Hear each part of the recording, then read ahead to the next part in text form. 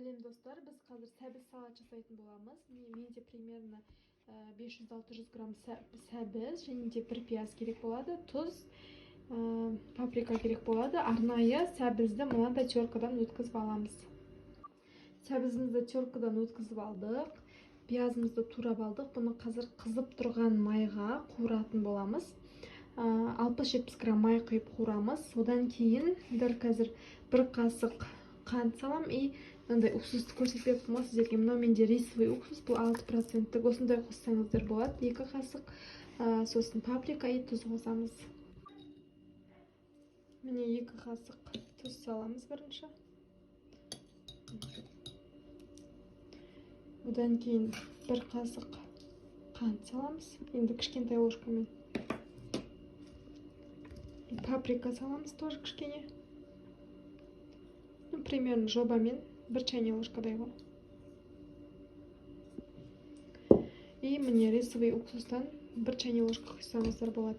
Егер де сіздерде 70% уксус болса, ол да бола береді. Мен просто ондай қолданғым келмейді. Сондықтан осы 6% уксусты қосамын и барлығын бірге араластырамыз. Міне майымыз қызды. Мұнда бір 60-70 граммдай май бар. Майымызды қыздырып аламыз. Қызып тұрған майға осылай қыздырылып қуырылған пиязды қазір сәбізіміздің бетіне саламыз. Міне енді осыны араластырамыз. Ыстықта, өйткені вилкамен араластырып жатырмын. Сәл суығаннан кейін қолмен араластырсаңыздар болады.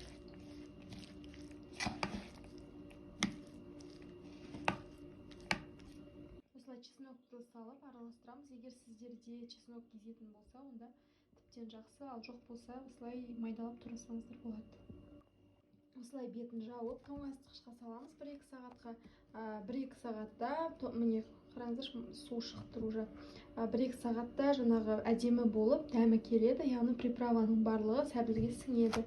Міне бізде итогында осындай дәмді салат шығады. Үйде жасап көріңіздер. Егер де пиязды қуырып жүруге ерінсеңіздер, обычный чим-чим деген заправка бар, соны алып қоса салсаңыздар болады. Ол кезде дәмі әдемі шығады. Осы видео ұнаса лайк басып, маған подписка жасап өтіңіздер. Және де қазақ YouTube каналдарын көбейту мақсатында комментарий жазып кетсеңіз өте жақсы болар еді. Рахмет.